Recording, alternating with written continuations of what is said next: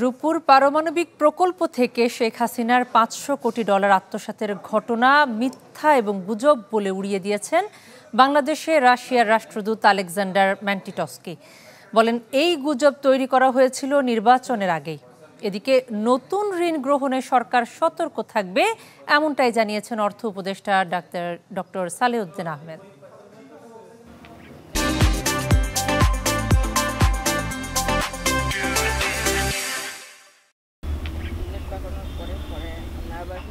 টাকার অঙ্কে দেশের সবচেয়ে বড় প্রকল্প রূপপুর পারমাণবিক বিদ্যুৎ কেন্দ্র।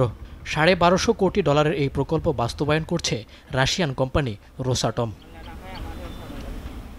সম্প্রতি এই প্রকল্প থেকে $500 কোটি আত্মসাতের অভিযোগ ওঠে সদ্য ক্ষমতাচ্যুত প্রধানমন্ত্রী শেখ হাসিনার বিরুদ্ধে। গ্লোবাল ডিফেন্স কর্পের প্রকাশিত প্রতিবেদনে দাবি করা হয়, প্রকল্প বাস্তবায়নকারী সংস্থা রোসাটম এই অর্থ পাচারে সহায়তা করেছে। এই দাবিটি নিয়ে কথা বলেন ঢাকায় নিযুক্ত রাশিয়ার রাষ্ট্রদূত।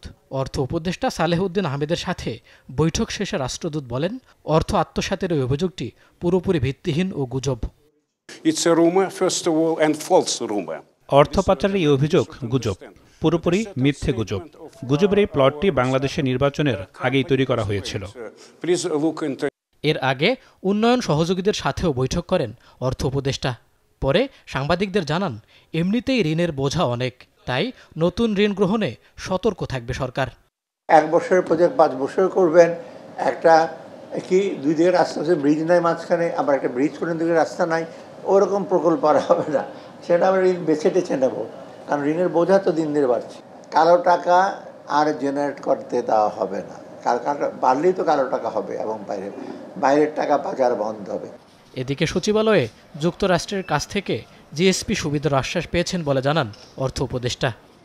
জিএসপি নিয়ে ওদের কতগুলি শর্ত আছে, কারণ ওদের সিস্টেমটা হলো এগুলো প্রতিপালন না করলে হাইয়েস্ট লেভেলে ওরা কংগ্রেস যে আছে, সেনেট আছে, ওরা কিন্তু সহজে এগুলি সে করবে না।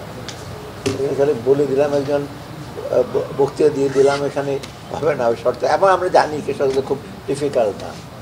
সচিবালয়ে যুক্তরাষ্ট্রের ভারপ্রাপ্ত রাষ্ট্রদূতের সাথে সাক্ষাৎ শেষে শ্রমিক অধিকার নিয়ে দেশটির পর্যবেক্ষণের দ্রুত সমাধান হবে বলেও জানান অর্থ উপদেষ্টা। মইনুল হাসান, চ্যানেল 24, ঢাকা।